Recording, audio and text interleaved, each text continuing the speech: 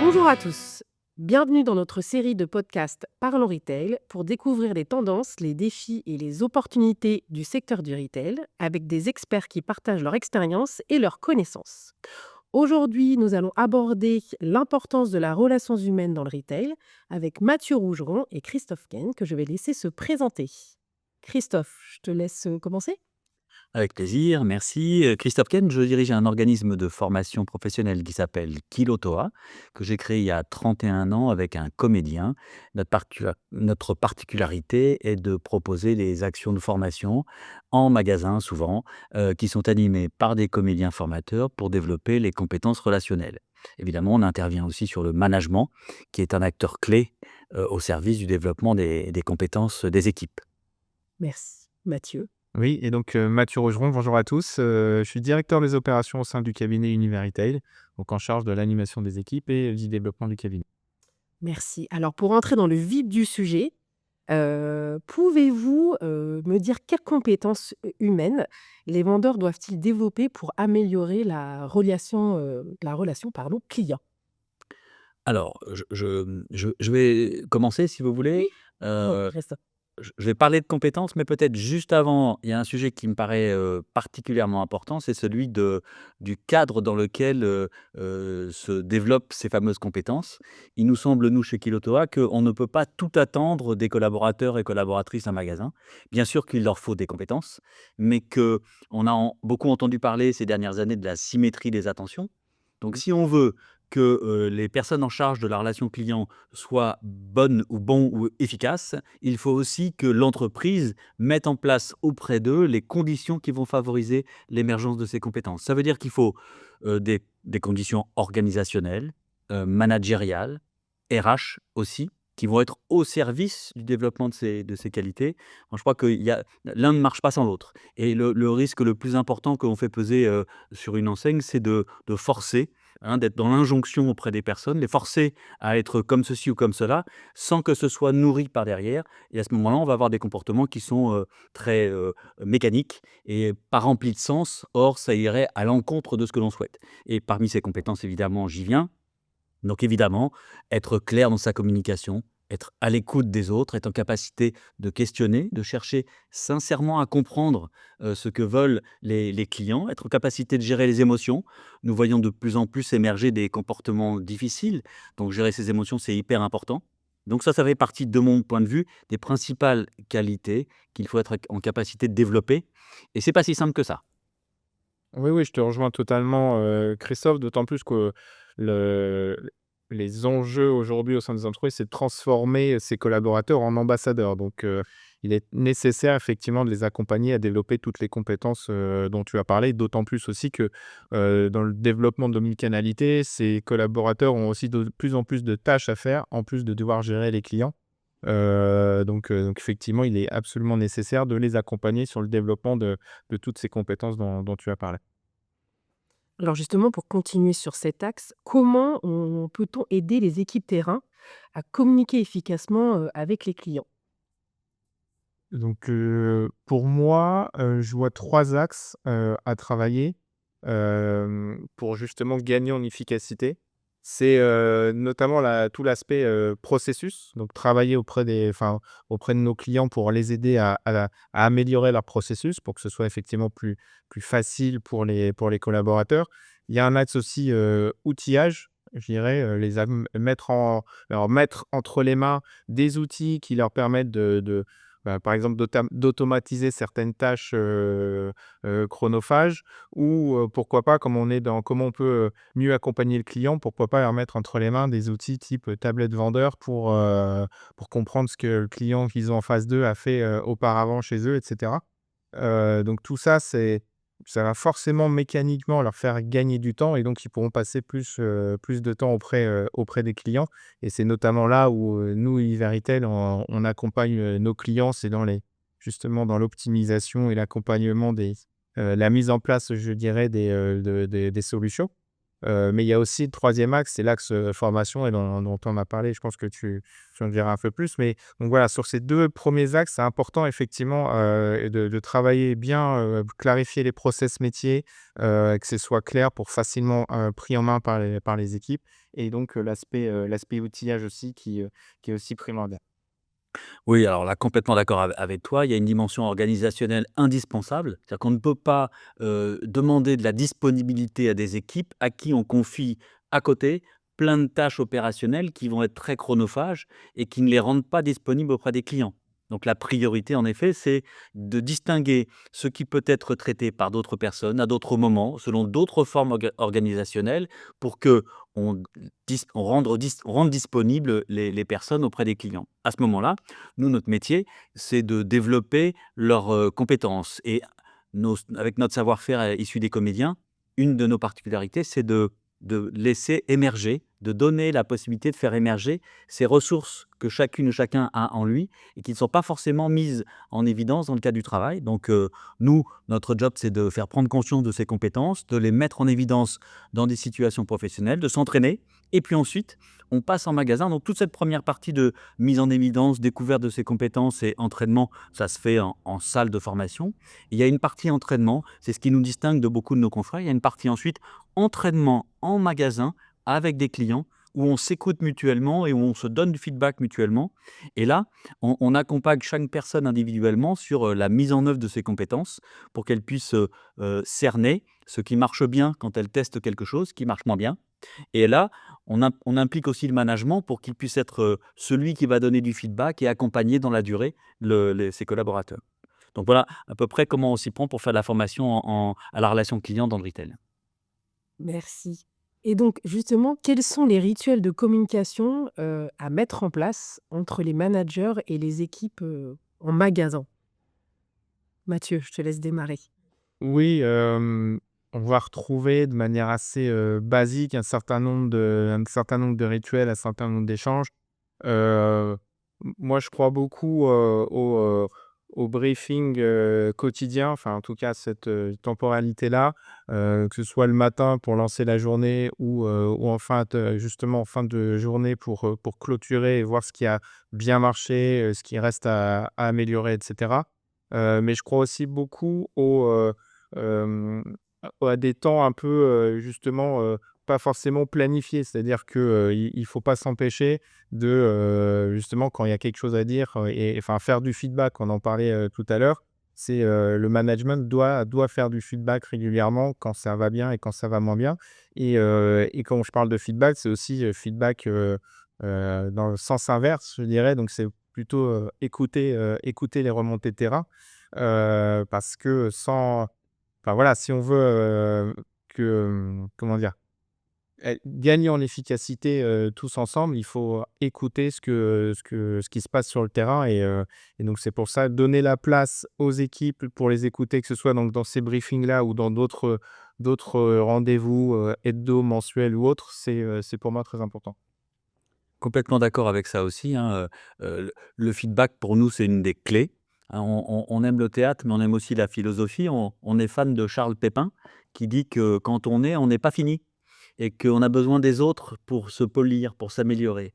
Donc le feedback, il est au service de l'amélioration de soi, du développement mutuel et il y a une dimension qui n'est pas si souvent que ça, utilisée dans cet univers de la relation client, c'est la dimension collective. On doit faire équipe et donc les rituels que tu évoquais, Mathieu, en effet, ce sont d'abord des rituels collectifs où on se parle de nos objectifs, où on se parle de nos réussites, on se parle aussi de ce qui n'a pas bien fonctionné et ensemble, on cherche, on trouve des solutions, des axes d'amélioration et en faisant équipe, on échappe aussi un petit peu à la solitude du «commercial» entre guillemets, qui peut parfois se sentir seul, surtout quand c'est difficile. Et pour aller un peu plus loin justement sur cet axe managérial, dans un contexte de performance commerciale difficile comme on peut le connaître actuellement, quelle posture les managers, peuvent-ils adopter face à leurs équipes? Moi, je pense que la clé, c'est avant tout d'être présent, en fait.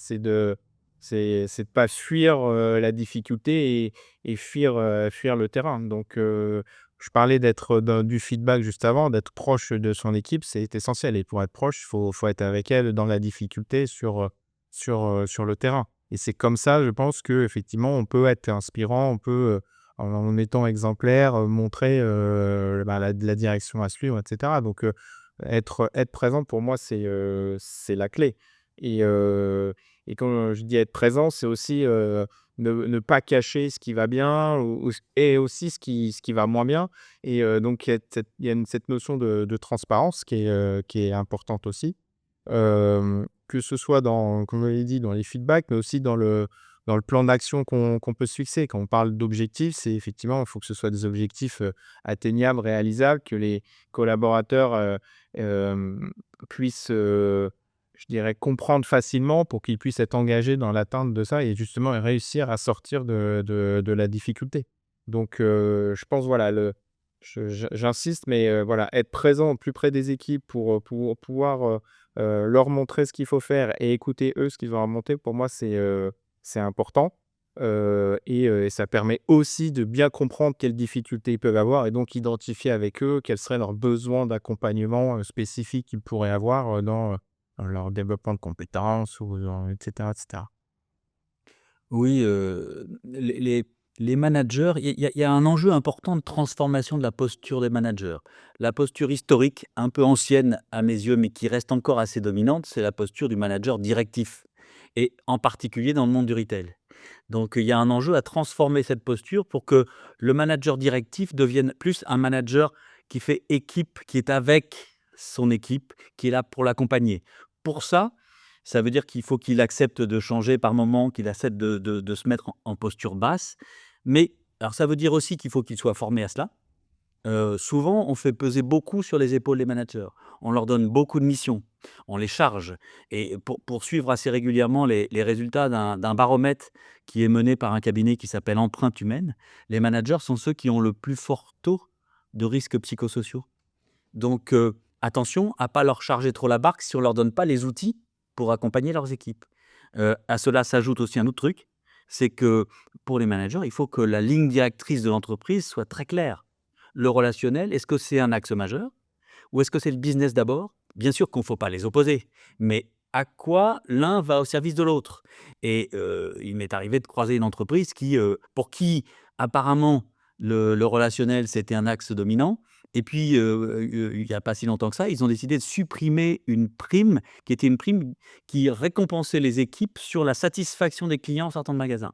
Là, comment manager auprès de ces équipes quelque chose comme ça qui est à contre-emploi, qui va contre l'intention de l'entreprise? Et ces choses-là, elles sont à mes yeux très délicates et elles peuvent, provoquer l'effet inverse que ce qui est attendu. Mmh.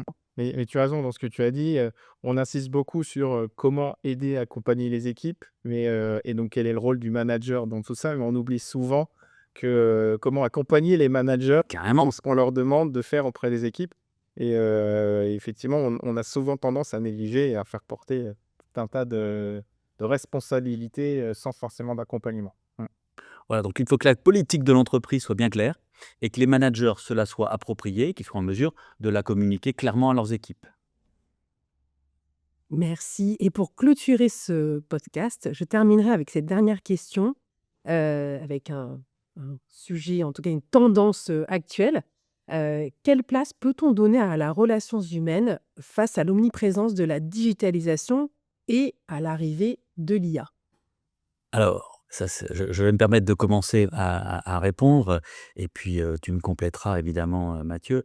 Heu, la première chose, nous, que nous voulons porter comme intention et je crois que c'est une préoccupation de beaucoup d'individus dans la société, et évidemment de salariés en entreprise, c'est de faire en sorte que, bah, il reste des salariés dans les entreprises et que lorsque l'on peut, on demande d'abord un service et on se fait aider par une personne plutôt qu'une machine.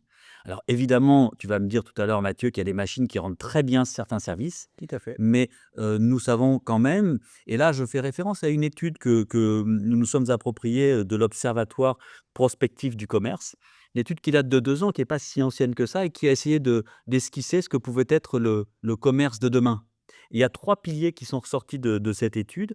Le commerce comme, il y a un socle fonctionnel. C'est-à-dire qu'il faut que lorsqu'on va dans un point de vente, on y trouve, de la facilitation et du gain de temps. Le deuxième pilier, c'est un socle expérientiel. On y va pour vivre une expérience, quelque chose qui est gratifiant et qui nous apporte. Et le troisième socle, c'est un socle relationnel, social même. C'est ainsi que ça a été, évoqué. Ça veut dire qu'il faut que, au sein du magasin, on puisse y trouver des relations humaines de qualité. C'est un sacré enjeu. Dans un certain nombre d'enseignes, on n'y est pas. Donc, comment on s'y prend pour que lorsqu'on y va, il y a une valeur ajoutée supplémentaire à la relation? Là, à ce moment-là, il n'y a pas de contradiction entre une caisse automatique où je peux m'encaisser rapidement parce que j'ai su dans le socle fonctionnel, je veux que ça aille plus vite, j'ai besoin de gain de temps, j'ai pas forcément besoin de relationnel. Mais il y a des moments, le temps, je m'en fiche. Regardez, dans une grande enseigne de la distribution, ils ont mis les caisses où on pouvait papoter pour, les personnes âgées avaient plutôt envie de rester un certain temps. Ben voilà, une dimension voilà comment on peut faire cohabiter du relationnel et en même temps de la techno, parce qu'on a aussi besoin, on est en train de se technologiser, on a besoin d'outils pour nous faire gagner du temps. Oui, tout à fait. C'est pour ça que je pense il faut pas les opposer effectivement. Il faut pas aller contre non plus l'évolution de toutes ces technologies, mais savoir justement comment mieux les utiliser et savoir ce qu'elles peuvent nous apporter. C'est pour ça que je peux aussi refaire le lien avec ce qu'on fait nous au sein du cabinet Univeritel. C'est aussi qu'à chaque fois qu'on aborde ces sujets-là avec nos clients, on leur parle toujours de l'usage et c'est vrai pour, quelles que soient les solutions. Bon, il faut d'abord penser à: «Mais qu'est-ce que vous voulez faire?» On va pas mettre un outil pour mettre un outil, c'est qu'est-ce que vous voulez en faire? Pareil sur l'automatisation, pareil sur l'IA. Il faut toujours penser à l'usage pour justement, bien identifier tout de suite ce que ça va réellement, apporter et l'étude, dont tu parles est effectivement très intéressante et on voit bien qu'aujourd'hui, oui, la relation humaine, va être importante et on parle effectivement de plus en plus d'expérientiel en magasin. Donc en fait, il faut voir comment justement tous ces outils, toute cette technologie va servir, cette expérience, en magasin. Donc effectivement, moi je le vois comme un soutien, à cette tendance-là et pas comme effectivement quelque chose qui va venir, s'y opposer. Oui, alors je suis tout à fait d'accord avec ça, hein. On le voit, on l'expérimente avec certains de nos clients, lorsqu'on fait de la formation. Le fait d'avoir mis des caisses autonomes pour encaisser, n'exclut pas qu'avant d'être guidé vers la caisse, il y ait un contact humain et surtout, à la sortie, une fois que l'expérience de l'encaissement a été réalisée, souvent elle est bonne cette expérience, le fait d'avoir un contact humain pour remercier, pour vérifier si tout s'est bien passé et pour dire au revoir et à bientôt, ça paraît anodin, mais ça a une forte valeur ajoutée. Et sur ces sujets-là, je me permets de faire référence à un livre blanc qu'on a édité chez Kilotoa et qu'on peut retrouver facilement sur notre site internet et qui parle de cette ambition relationnelle du commerce de demain, où on a interviewé des clients, pour, les faire, s'exprimer sur, voilà, ce bon mariage entre technologie facilitante et en même temps relation humaine qui porte. Mmh. Mais ton exemple de la caisse, libre-service est intéressante parce qu'au final, oui, dans certains cas, pour des petits achats où on veut aller vite, on a 3 articles à passer, c'est facile, c'est simple, et cetera. Mais on voit souvent quand même qu'il y a quand même des ratés parfois et donc on a là, même si elles sont automatiques, ces caisses, elles peuvent de temps en temps, enfin, être en erreur et donc on va quand même avoir besoin de quelqu'un pour, effectivement venir, régler le problème, et ou, justement apporter du service, complémentaire qui ne peuvent pas être réalisés par un automate. Donc on voit bien que les 2 sont forcément complémentaires et heu et je pense qu'effectivement, développer encore plus et accompagner nos clients dans, la place de l'humain sera clé dans les prochaines années. Et peut-être, puisque, l'ambition de business, elle est toujours très présente et on ne peut pas la critiquer, ne pas opposer non plus le business avec l'humain. Et lorsqu'une relation, commerciale de qualité est mise en place, il y a évidemment d'énormes possibilités, grâce au questionnement, grâce aux conseils, de trouver des opportunités de business additionnelles et ça, si c'est bien préparé, c'est tout à fait mesurable. Nous l'avons déjà fait pour certains de nos clients. Très bien. Merci messieurs, je pense qu'on a bien fait le tour du sujet. Je vous remercie d'avoir répondu à mes questions. et je vous donne rendez-vous prochainement pour un nouveau numéro de Parlons Retail.